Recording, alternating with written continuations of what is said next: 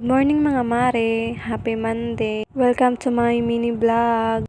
For today's video, samahan niyo po ako maglinis sa aming munting kwarto. Hi guys! Ito nga pala ang kwarto namin. Pagpasensyahan nyo na kung ganyan ang itsura ko, bagong gising kasi ako dyan. Kahit naman mag-ayos pa, wala din naman magbabago, diba? Charis! Siya nga pala guys, ito nga pala ang ginagawa ko tuwing gigising ako sa araw-araw.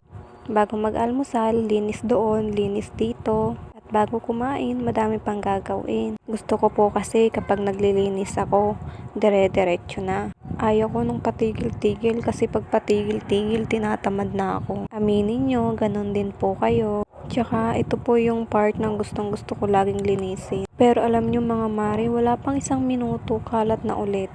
Ayan, for the walis-walis ng mare nyo dyan. Hindi ko alam kung bakit sobrang daming gabok. Araw-araw naman ako nagwawalis dyan. Minsan nga minuto pa.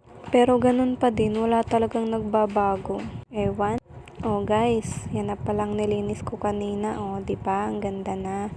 Siya nga pala hanggang dito na lang. Bye! Salamat sa panonood! Thank you for watching.